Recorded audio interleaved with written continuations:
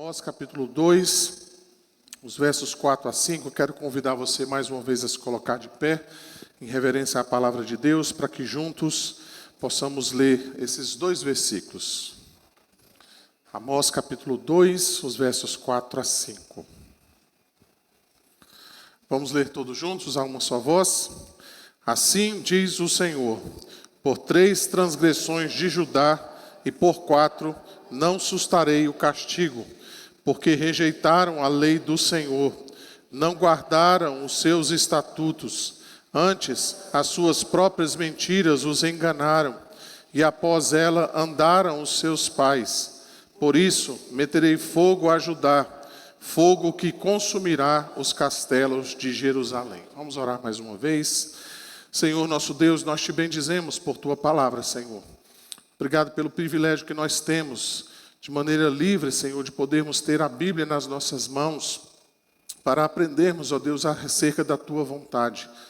Senhor, que o Senhor possa falar aos nossos corações nessa noite, que os nossos corações sejam amolecidos pelo teu Santo Espírito, e se tornem, Senhor, o solo propício para que a tua palavra, Senhor, possa encontrar lugar nos nossos corações.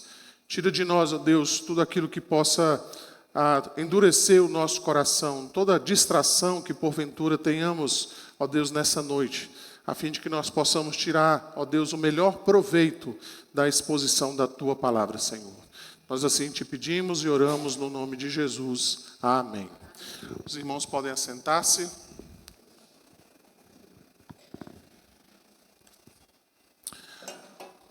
Uma vez um pai foi disciplinar o seu filho, e ele falou exatamente isso, né? Que ele precisava então discipliná-lo, corrigi-lo, diante então daquilo que o filho tinha cometido.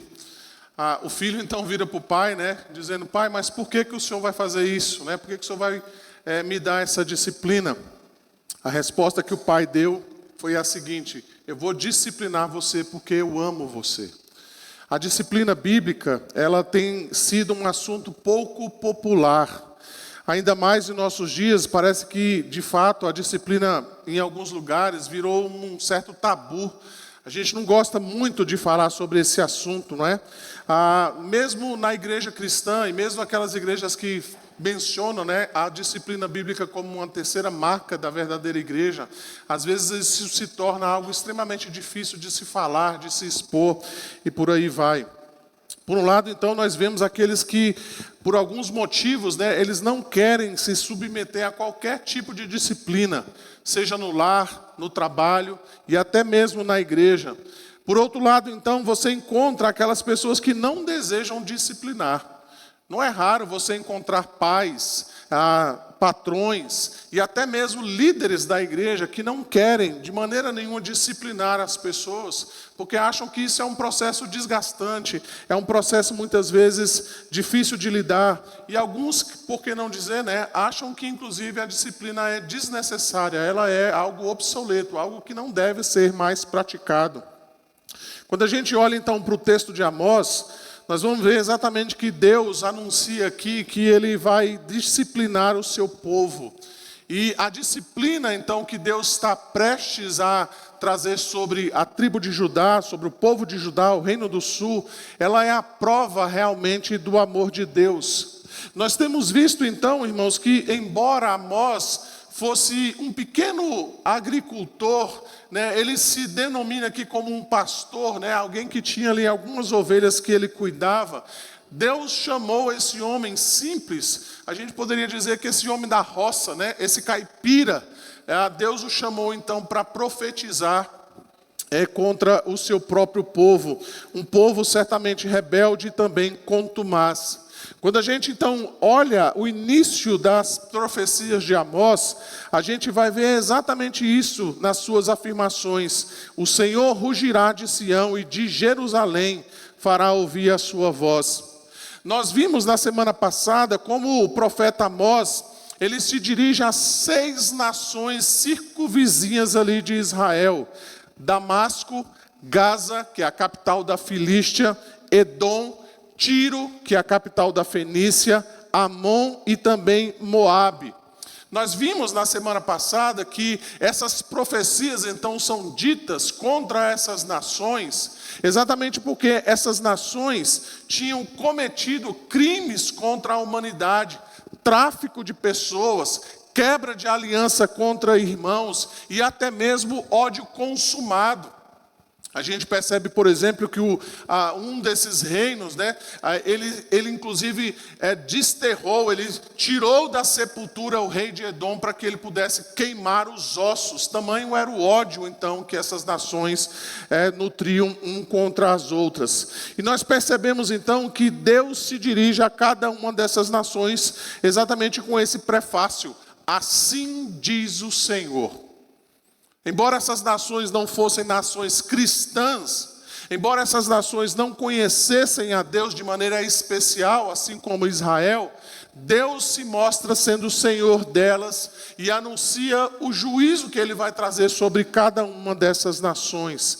Ainda então que essas nações não tenham recebido os 10 mandamentos por meio de Moisés, Deus então diz que elas se tornaram indesculpáveis, porque elas transgrediram a lei de Deus, que foi revelada então pela natureza, e a lei guardada no coração delas. Ou seja, embora essas nações não fossem nações cristãs, elas receberam revelação de Deus por meio da natureza e por meio então da lei gravada no coração, e eles tinham que ter o mínimo, vamos dizer assim, de humanidade, de cordialidade, o mínimo de misericórdia. Mas não foi assim, então, que essas nações agiram diante de Deus. Por isso, então, Amós se dirige a cada uma delas, dizendo, então, que Deus vai trazer juízo sobre essas nações. Agora, então, Amós se vira para o próprio povo de Deus. Percebam, então, que aqui nos versos 4 e 5, Amós se dirige especificamente a Judá, que era aquele reino do sul, que era composto então por 2 das 12 tribos de Israel. E só para os irmãos relembrarem, não é? Por que houve essa divisão? Depois você pode dar uma olhadinha no texto bíblico, né? Você vai ver exatamente ali no livro dos Reis, quando Salomão então morre, 10 tribos então elas seguem Jeroboão. Então ficou conhecida então como as tribos de Israel, o reino do norte. 10 tribos então seguem esse rei Jeroboão, cuja capital então é Samaria. E 2 dessas tribos então ficaram do lado de baixo, ficaram seguindo Roboão. E elas ficaram então conhecidas como o reino do sul, cuja capital então era Jerusalém. A gente vai ver depois, quando a gente entrar um pouquinho mais adiante, a gente vai perceber que, inclusive, no Reino do Norte, eles criaram todo um culto a Deus, né? Todo um culto, então, para que as pessoas do Norte não precisassem descer para Jerusalém, exatamente por causa dessa divisão. Então, notem, antes da gente entrar aqui em cada um dos pecados que são mencionados aqui pelo profeta Amós, a maneira, então, como Deus se dirige ao seu próprio povo. E percebam, irmãos, que Deus está dizendo que Ele vai tratar o seu próprio povo assim como Ele tratou as nações pagãs. Uma vez, então, que o povo de Deus se desviou dos caminhos de Deus, abandonou a lei de Deus, se tornou como uma nação pagã, como qualquer uma outra que foi mencionada agora há pouco, Deus, então, vai dizer o seguinte: eu vou tratar vocês da mesma maneira. Veja aí o verso 4, quando ele diz: assim diz o Senhor, por 3 transgressões de Judá, por 4 não sustarei o castigo. Ele já tinha se dirigido dessa forma, então, a cada uma daquelas 6 nações que foram mencionadas. Ou seja, Amós revela que Deus não faz acepção de pessoas. Se o povo de Deus não andar nos caminhos de Deus, Deus vai tratar o seu povo como se fosse uma nação pagã, um povo sem Deus, um povo pagão. Vamos dar uma olhadinha então nos 4 pecados que são mencionados aqui pelo profeta Amós. e vamos ver então como o profeta também prevê ou prediz o juízo de Deus. O primeiro pecado então que nós podemos mencionar aqui, irmãos, é que Judá, ele rejeitou a lei do Senhor. Veja aí no verso 4. Assim diz o Senhor, por 3 transgressões de Judá e por 4 não sustarei o castigo, porque rejeitaram a lei do Senhor. Então notem aqui de pronto, irmãos, que Judá, ele não cometeu crimes contra a humanidade, como a gente viu aquelas 6 nações fazendo isso. Mas Amós então se dirige ao povo de Deus, especificamente a Judá, e Deus então traz essa palavra de juízo, exatamente porque eles rejeitaram a lei do Senhor. Como eu mencionei agora há pouco, essas nações então não haviam recebido a lei do Senhor, eles não haviam recebido a lei de Moisés, eles não tinham recebido essa revelação especial de Deus, mas Judá recebeu a lei de Deus por meio de Moisés. Ainda quando a tribo de Israel era formada pelas 12 tribos. Os irmãos conhecem bem a história de como Deus então se revelou a Israel e deu a este povo então os seus mandamentos, as suas leis. Então Deus havia mostrado a esse povo e tinha se revelado então a esse povo por meio de uma aliança.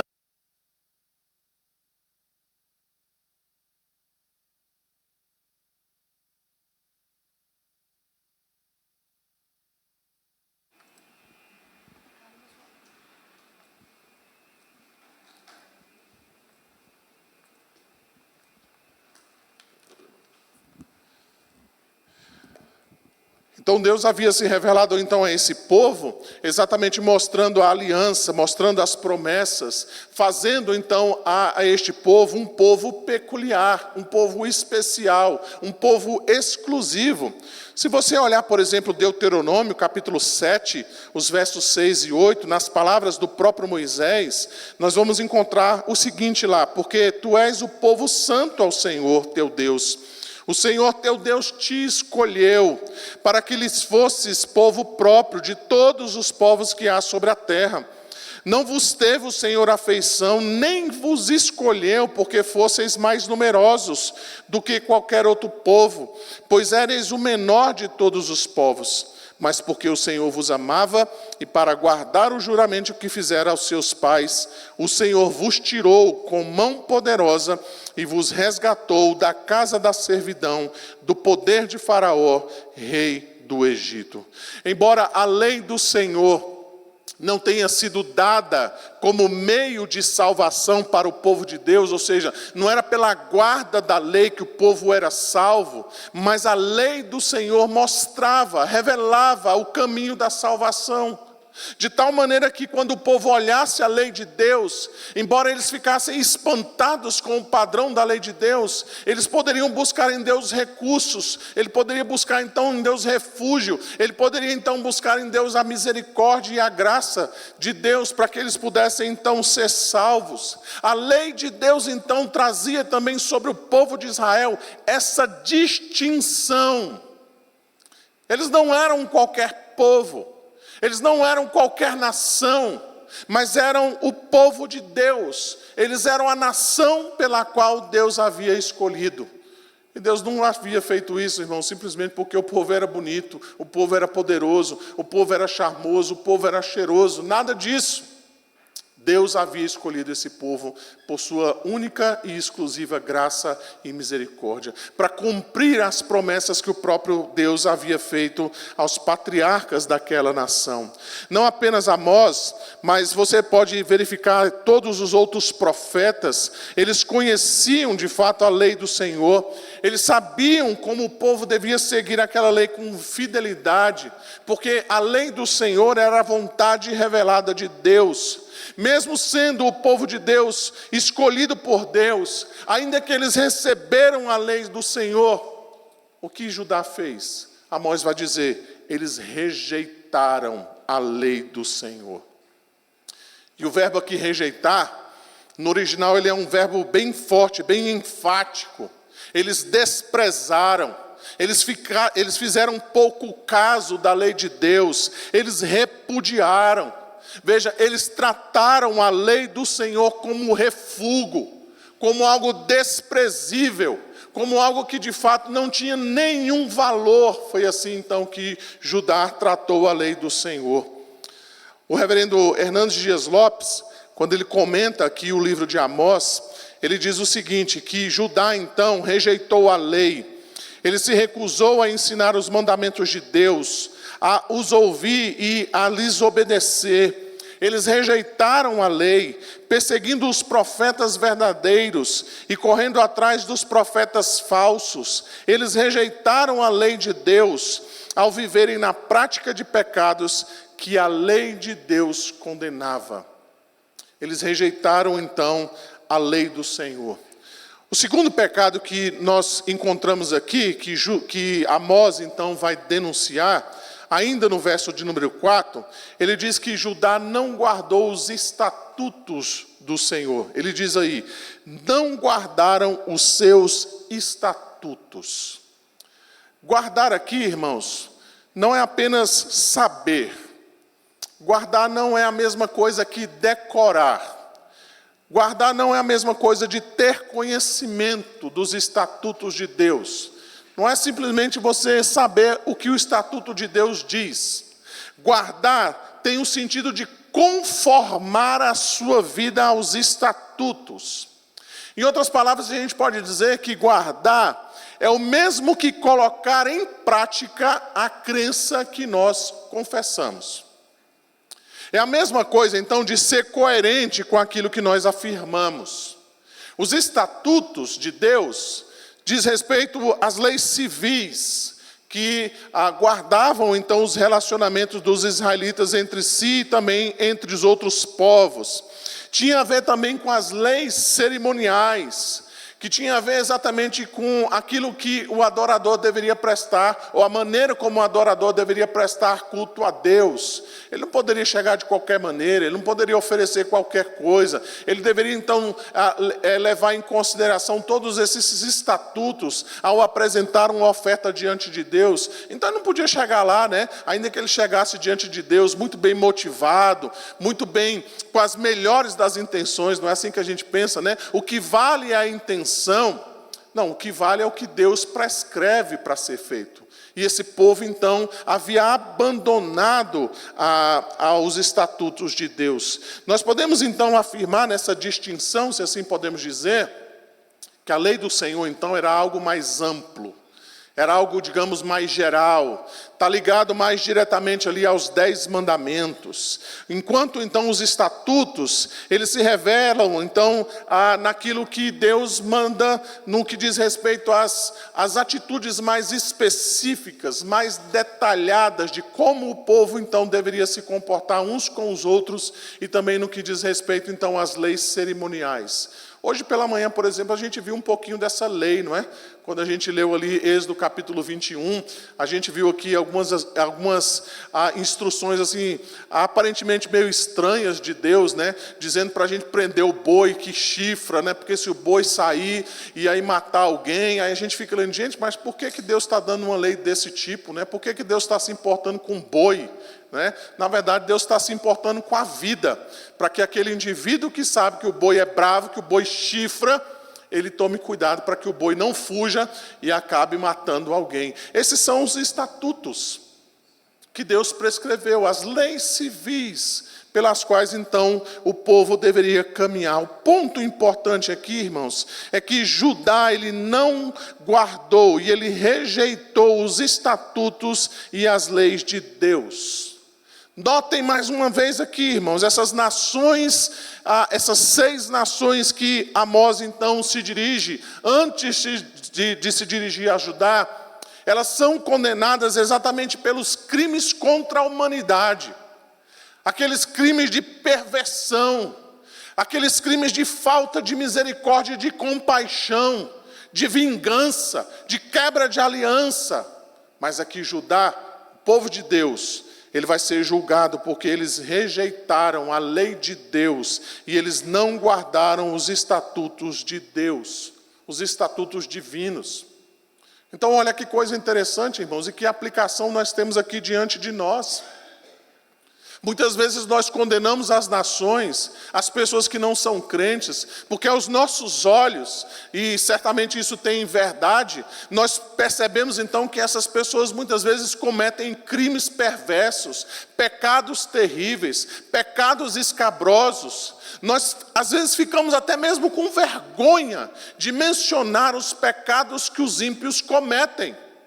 E nós muitas vezes nos esquecemos que nós também podemos sofrer uma disciplina de Deus, exatamente porque nós não guardamos os mandamentos de Deus. Nós desprezamos a lei do Senhor, nós não guardamos os estatutos de Deus. É isso que Amós está dizendo aqui. Amós está comparando essas nações pagãs, ou está comparando Judá a essas nações pagãs, exatamente porque Judá não guardou os mandamentos de Deus, não guardou os seus estatutos. Judá ainda cometeu um terceiro pecado contra Deus, que também está aí no versículo de número 4. Veja aí, Judá então criou ilusões para si. O verso 4 vai dizer: antes as suas próprias mentiras os enganaram. Talvez um versículo aqui difícil, da gente entender, mas a NVI ela faz uma tradução um pouco melhor, e que nos ajuda, então, a entender o que o profeta Amós está querendo dizer para nós. Na NVI, você encontra, então, essa parte desse versículo, nós encontramos ali: porque se deixou enganar por deuses falsos. A ideia aqui, irmãos, é que Judá vagueou na mentira, nas ilusões. E, de acordo aqui com a tradução da NVI, essas ilusões, então, são os deuses falsos. Exatamente porque a Escritura diz que os deuses falsos, eles são isso, eles são vaidade, eles são inutilidade, eles são abominação, eles são mentiras. Eles são, de fato, a personificação da mentira, porque eles são apresentados sendo alguma coisa, quando na verdade eles não são, porque eles não existem. Eles são ilusões, eles são irreais. Os ídolos nada mais são do que coisas da nossa imaginação. Por isso que eles são ilusões. Por isso que eles são mentiras. Porque eles não são reais. Eles de fato não fazem nenhum efeito sobre as nossas vidas. O profeta Jeremias, que também profetizou contra o povo de Deus, ele descreve algo semelhante àquilo que Amós está afirmando aqui neste capítulo. Lá em Jeremias capítulo 2, o verso 13, nós encontramos assim: porque 2 males cometeu o meu povo, a mim me deixaram ao manancial de águas vivas e cavaram cisternas rotas, que não retêm as águas. Jeremias, um pouco diferente do que ele está dizendo aqui, mas ele está falando a mesma coisa, é que o povo de Deus abandonou Deus e criou para si as ilusões, as cisternas rotas, que são os ídolos, que são os falsos deuses, achando então que esses deuses podem fazer alguma coisa em relação ao povo de Deus. Isaías também, um outro profeta bem conhecido, ele vai dizer lá no capítulo 3, o verso de número 12, os opressores do meu povo são crianças, e mulheres estão à testa do seu governo. Ó povo meu, os que te guiam te enganam e destroem o caminho por onde deves seguir. Por que destrói o caminho daqueles que devem seguir? Porque é um caminho de ilusão, é um caminho de mentira, é um caminho então guiado, não a partir da verdade de Deus, mas da mentira, ou das mentiras que os ídolos então trazem ao povo de Deus. O reverendo Augusto Nicodemos, ao escrever então sobre o livro do profeta Amós, ele menciona 4 motivos pelos quais os falsos deuses são chamados aqui por Amós de ilusões. Olha o que o reverendo Augusto vai dizer. Primeiro, porque eles não existem, foi o que eu acabei de dizer. Eles são frutos da nossa imaginação. São frutos do nosso coração. São coisas que nós criamos. Eles não existem de fato, eles não existem de verdade. Por isso eles são chamados de falsos deuses. Exatamente porque eles não existem. Segundo, diz o reverendo Augusto Nicodemos, porque esses falsos deuses, eles serviam para desviar Judá da adoração do único e verdadeiro Deus. Era isso que acontecia, irmãos. Quando o povo não abandonava completamente a Deus, eles criavam um sincretismo, então, quando eles adoravam a Deus, ao mesmo tempo que eles adoravam os ídolos. E às vezes essa adoração acontecia dentro do templo de Deus. Quando o povo de Deus então trazia esses ídolos, ou as imagens desses ídolos, para dentro do templo de Deus, criando então esse sincretismo religioso. Além disso, então, esses falsos deuses, ou essas ilusões, elas serviam como auto-engano, exatamente porque eles eram deuses falsos. Os profetas, então, desses deuses falsos, eles prometiam prosperidade, eles prometiam salvação, eles prometiam vitória contra os inimigos. E além disso, o reverendo Augusto Nicodemos vai dizer que Judá, então, acreditava que esses falsos deuses podiam escutar as suas orações e aceitar as suas ofertas, que esses falsos deuses podiam abençoar o povo de Deus, podiam então livrá-los então dos seus inimigos. Percebam, irmãos, que o apóstolo Paulo, ele atualiza as palavras de Amós, quando ele se refere a esse mesmo assunto lá em Romanos capítulo 1, os versos 21 e também os versos 24 e 25. Ali então o apóstolo Paulo vai dizer: porquanto, tendo conhecimento de Deus, não o glorificaram como Deus, nem lhe deram graças, antes se tornaram nulos em seus próprios raciocínios, obscurecendo-lhes o coração insensato. Por isso Deus entregou tais homens à imundícia pelas concupiscências do seu próprio coração, para desonrarem o seu próprio corpo entre si. Pois eles mudaram a verdade de Deus em mentira, adorando e servindo a criatura em lugar do Criador, o qual é bendito eternamente. Amém. Judá está fazendo isso, irmãos. Embora eles tivessem um conhecimento não natural, não da lei gravada no coração, mas da lei revelada de Deus, eles rejeitaram a lei de Deus, eles rejeitaram os estatutos de Deus, e eles criaram para si os seus próprios deuses, as suas próprias ilusões. Além disso, então, finalmente, o quarto pecado de Judá, ainda também no verso 4, Judá andou nos mesmos caminhos dos seus pais. Veja aí. E após elas, ou seja, após essas ilusões, andaram seus pais. Novamente aqui, irmãos, a tradução que a NVI traz, ela nos ajuda no entendimento aí dessa expressão que aparece no verso de número 4. Aqui, então, a NVI diz assim: deuses que os seus antepassados seguiram. Novamente aqui, irmãos, andar tem o sentido, então, de caminhar, comportar-se. Traz aquela ideia, então, de que Judá, a nação de Judá, o reino do sul, ela vivia na prática os princípios estabelecidos por esses deuses falsos. E a gente sabe muito bem como é que funciona isso. Deixa eu dar aqui alguns exemplos para que os irmãos possam entender. Judá, então, se comportava como aquela pessoa que muitas vezes se diz cristão.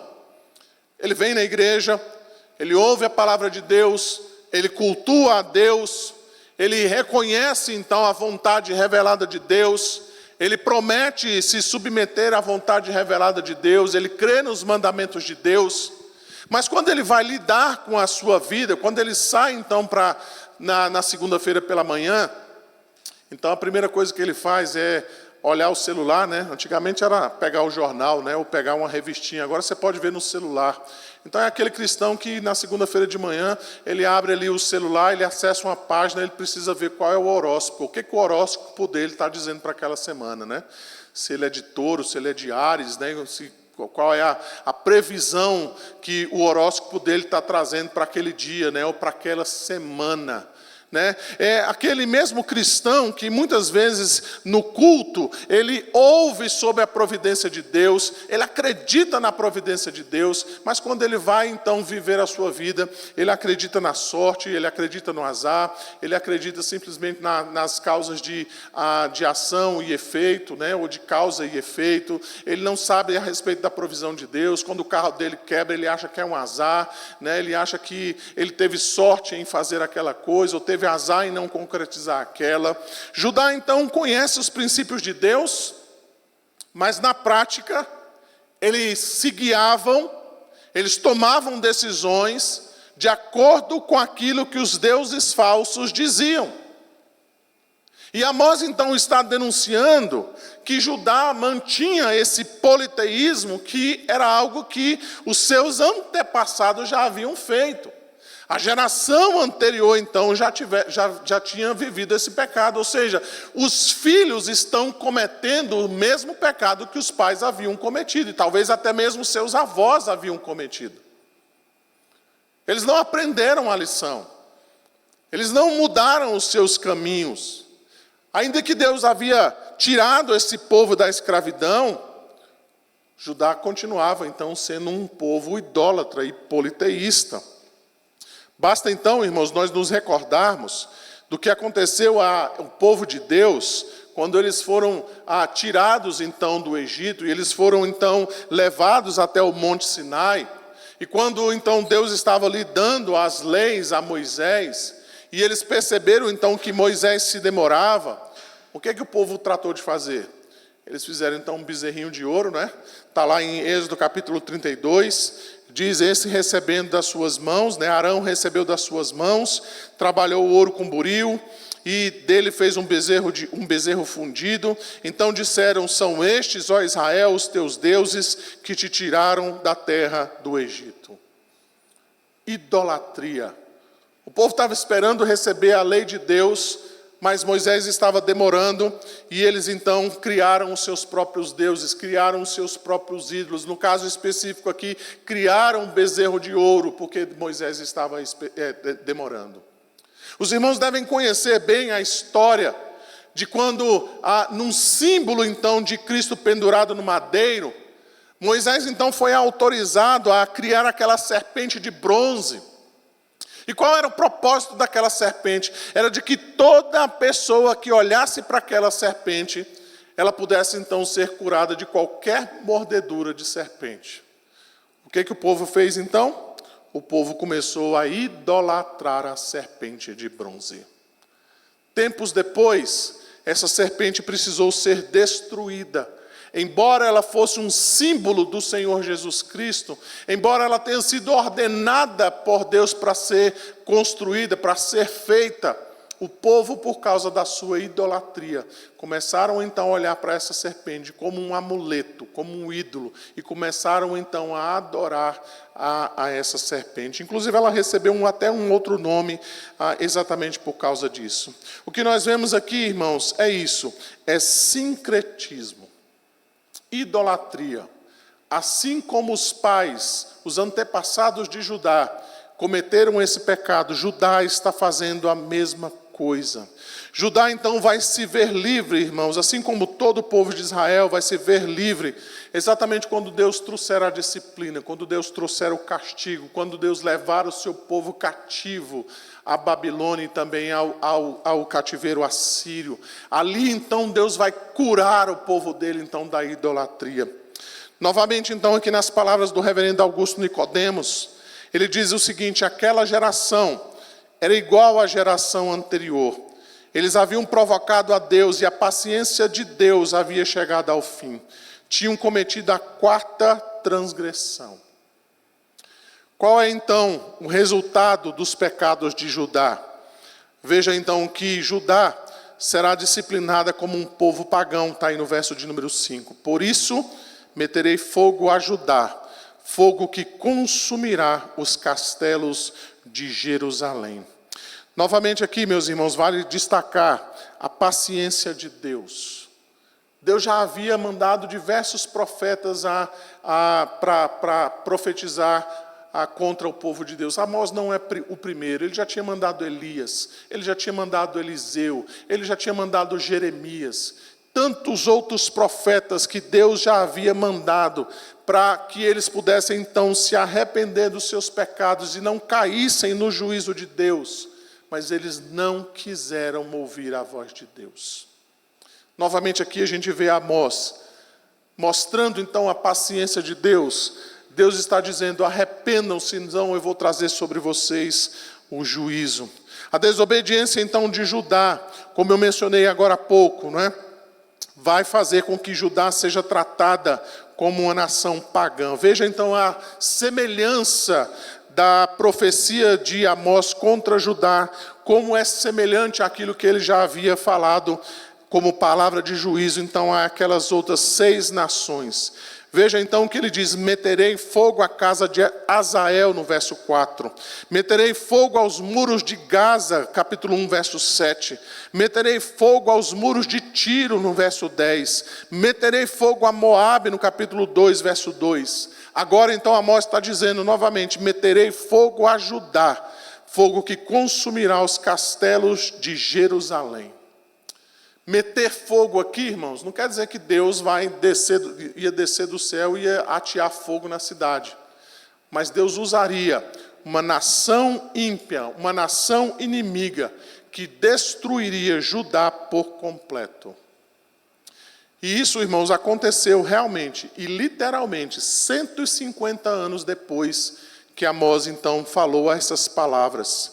No ano 605 a.C., um rei chamado Nabucodonosor, que era um rei então da Babilônia, ele marcha contra Judá, e ele então entra em Judá ali durante o reinado do rei Joaquim. Você pode conferir essa informação lá em 2 Crônicas 36, os versos 5 a 8. O rei Joaquim então era um daqueles reis que fazia o que era mal perante o Senhor. O rei Nabucodonosor então ele entra, ele saqueia o templo, ele entra na cidade, ele faz guerra contra Judá, e ele então tira o rei Joaquim do trono, ele coloca então um outro rei chamado Joaquim. Esse rei, ele reina sobre Judá durante 3 meses, e adivinham o que esse rei fez? Ele fez o que era mal diante de Deus. Ele é levado então cativo para a Babilônia. Novamente é colocado um novo rei chamado Zedequias, e ele também fez o que era mal perante o Senhor teu Deus, e não se humilhou perante o profeta Jeremias, que falava da parte do Senhor. Se você quiser dar uma olhadinha lá em 2 Crônicas, capítulo 36, os versos 14 a 16, eu vou ler aqui para os irmãos, mas é muito interessante então nós percebermos, nesse contexto então da profecia de Amós, como o povo de Deus então havia se comportado e como o juízo de Deus então havia chegado ao povo de Deus.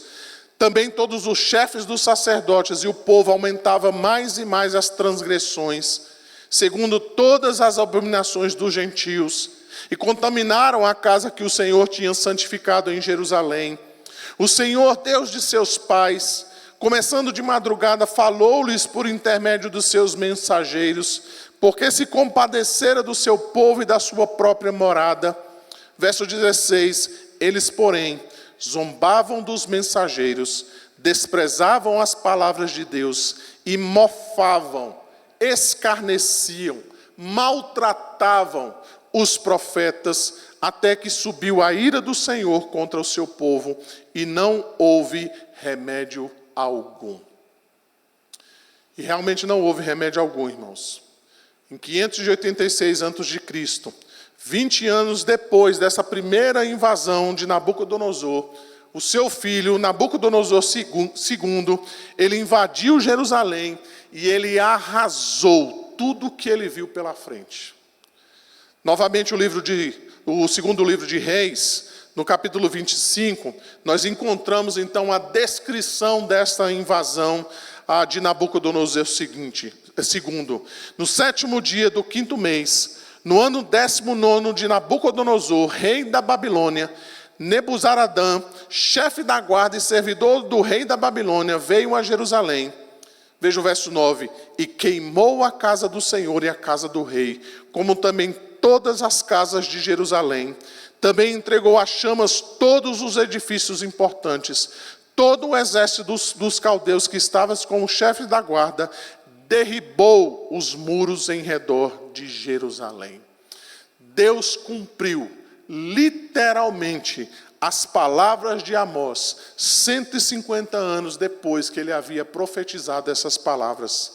Por isso meterei fogo a Judá, fogo que consumirá os castelos de Jerusalém. Os que não foram mortos naquela invasão de Nabucodonosor II, eles foram levados cativos, foram levados escravos para a Babilônia. Deus tratou o seu povo como um povo pagão, porque eles rejeitaram a lei do Senhor e não guardaram os seus estatutos. Antes, as suas próprias mentiras os enganaram e após elas andaram seus pais. Contudo, graças a Deus por isso, Deus não se esqueceu do seu povo, não se esqueceu da aliança que ele havia feito com os seus servos, Abraão, Isaque, Jacó, Moisés. E embora Deus tenha trazido juízo ao seu povo desobediente, esse juízo não foi a palavra final de Deus. Mesmo que Deus tenha que disciplinar o seu povo, Deus é gracioso com o seu povo. Deus é misericordioso. Não porque o seu povo mereça a misericórdia e a graça de Deus, mas porque Deus pensa na sua aliança. Deus faz isso por causa do seu nome. Deus faz isso por causa da sua graça. Deus faz isso por causa do seu amor e da sua misericórdia. E que embora Deus tenha que disciplinar o seu povo, essa disciplina não é para destruir o povo de Deus, não é para eliminá-lo do mapa, mas para que Deus possa corrigir o seu povo, para que o seu povo possa ser curado e libertado dos pecados que eles cometem. O que nós vemos na história, então, de Judá, é que Deus manteve, então, aquele remanescente. 70 anos depois do cativeiro babilônico, Deus trouxe novamente o seu povo àquela terra, para que aquele povo, então, pudesse esperar pela vinda do Messias, o nosso Salvador, o Senhor Jesus Cristo. Diante disso, então, meus irmãos, eu queria fazer algumas considerações finais e algumas aplicações para nós. Esse texto, então, de Amós, ele nos ensina como a palavra de Deus é verdadeira. Como eu disse, Amós era um pastor, era um plantador de sicômoro, alguém que não era profeta, nem filho de profeta, alguém simples, alguém da roça, era um caipira que estava lá numa vilazinha chamada Tecoa. Judá, e a gente vai ver também que Israel, o reino do norte, era um reino que vivia em grande prosperidade. Os reis desses dois reinos foram reis bem-sucedidos militarmente. Eles trouxeram prosperidade ao povo de Deus, trouxeram estabilidade tanto para o reino do norte quanto para o reino do sul. Aparentemente, nada poderia abalar essa tranquilidade e o poderio militar que o povo de Deus tinha, tanto no reino do norte como no reino do sul. Mas Amós trouxe a palavra de Deus, que era algo inimaginável. Ninguém poderia esperar que essas profecias poderiam acontecer. Ninguém poderia esperar que um reino inimigo entraria em Judá e destruiria todas as coisas. Mas notem, irmãos, como a palavra de Deus ela é verdadeira. Exatamente se cumpriu da mesma forma, integralmente, cabalmente, literalmente se cumpriu aquilo que Deus havia profetizado por meio do profeta Amós. A palavra de Deus, então, é verdadeira, é isso que esse texto nos ensina. Segunda coisa que esse texto nos ensina, meus irmãos, é sobre o perigo de nós rejeitarmos a palavra de Deus. Percebam, irmãos, nós não podemos nos enganar aqui. Rejeitar a palavra de Deus não é só um perigo para a nossa vida pessoal, mas é um perigo para a igreja do Senhor Jesus Cristo. Como eu falei hoje pela manhã na escola dominical, Olhe para a Alemanha, para a Inglaterra, para a França, só para citar alguns exemplos. Lembre-se de nomes, então, como Martinho Lutero, John Knox, Charles Spurgeon, João Calvino. Todos esses lugares e todas essas pessoas estiveram ali exatamente por causa da Reforma Protestante. A Alemanha foi o berço da Reforma Protestante e dali então ela saiu para toda a Europa.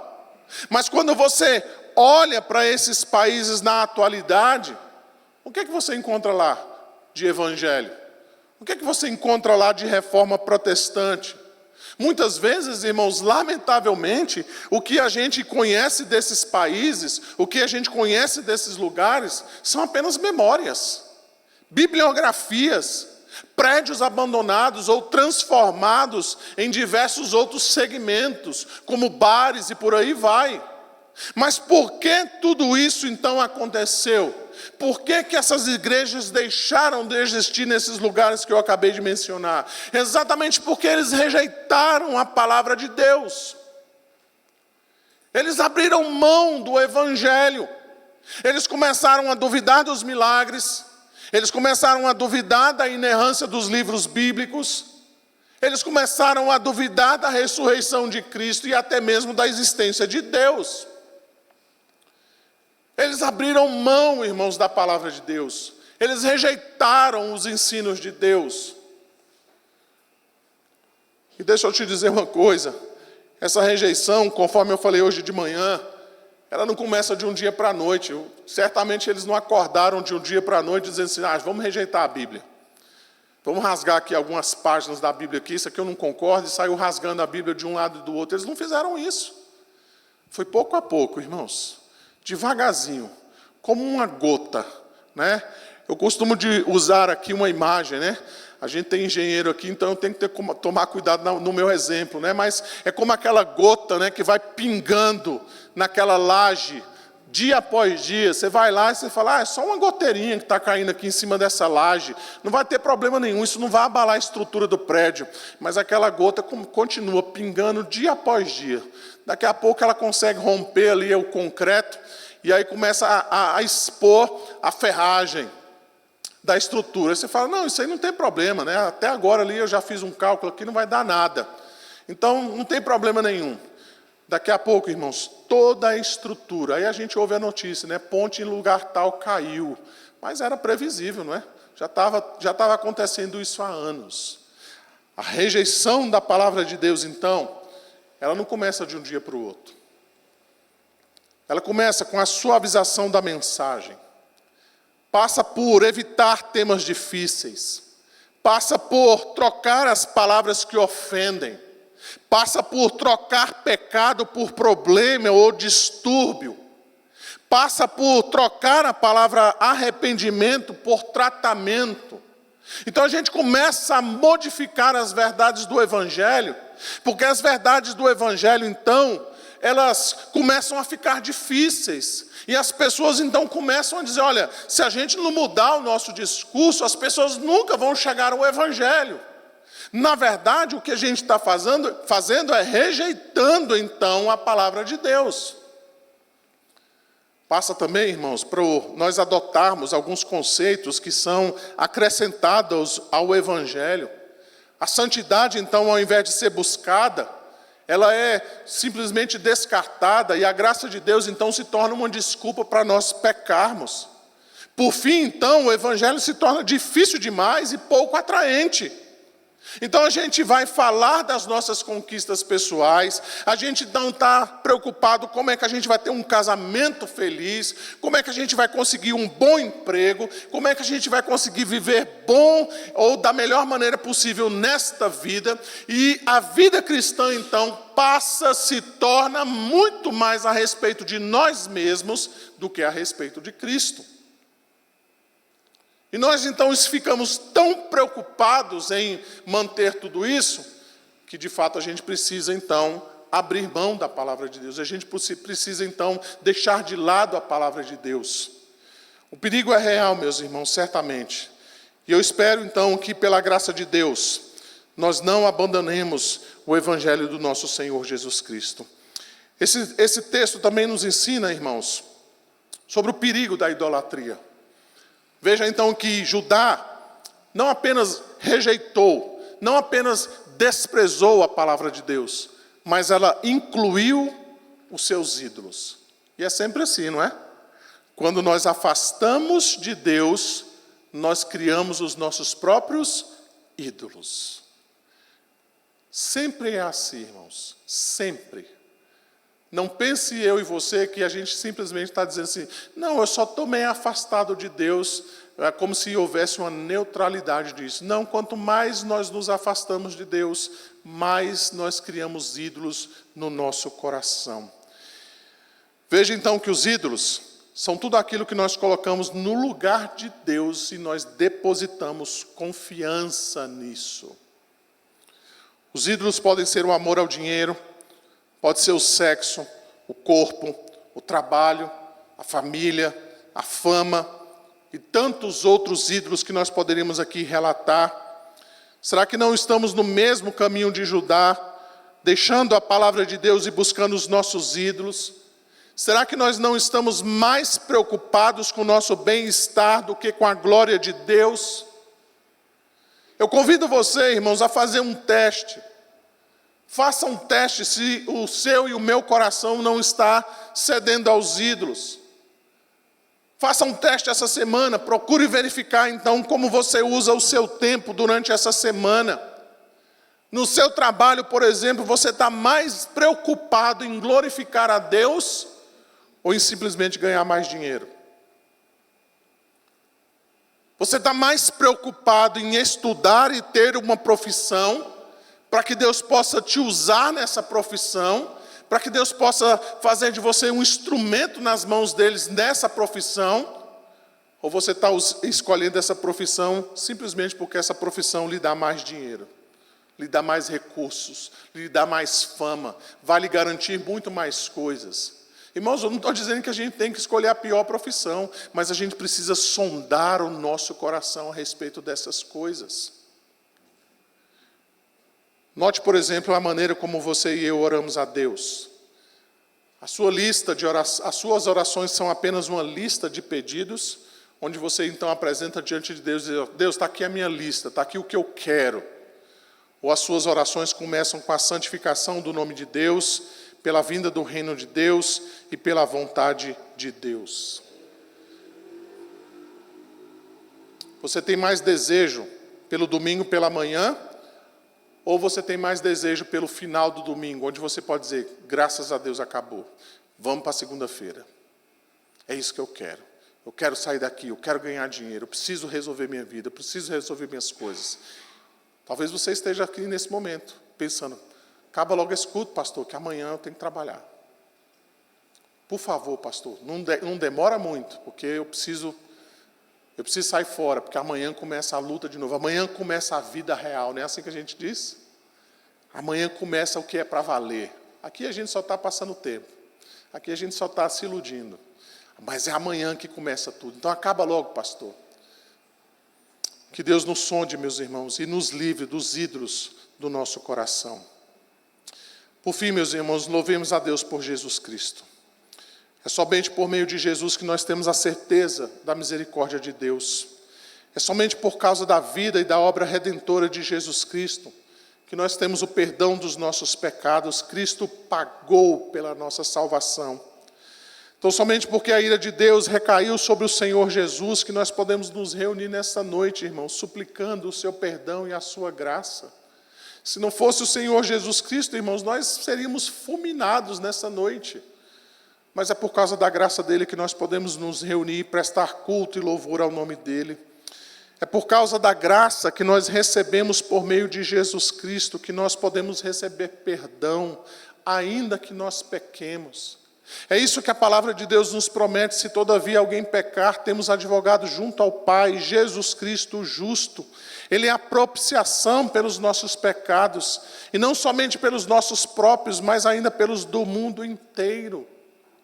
Se cada um de nós ou se nós temos ídolos no nosso coração, se nós temos rejeitado a palavra de Deus, se nós não temos guardado os estatutos de Deus, Jesus Cristo nos perdoa dos nossos pecados, Ele nos chama então à reconciliação, a nós andarmos nos seus caminhos. É por meio então de Jesus Cristo que nós somos capacitados a guardar os mandamentos de Deus. É por meio de Jesus Cristo que nós podemos desfrutar de uma relação íntima de pai e filho, de tal modo que nós podemos clamar a Deus, Abba, Pai.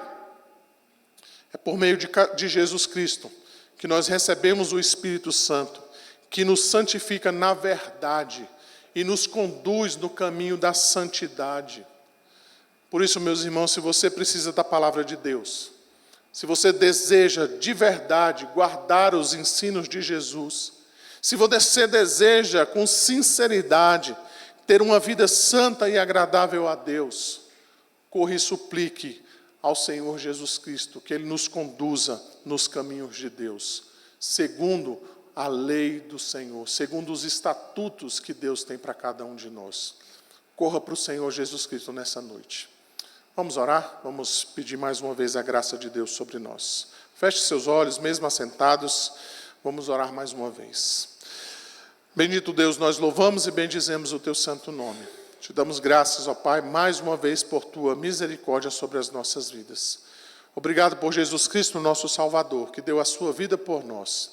Que o Senhor, ó Deus, continue conduzindo as nossas vidas, segundo o Teu querer, segundo a Tua vontade, para a glória do Teu santo nome. É o que nós te suplicamos nesta noite e oramos no nome de Jesus. Amém.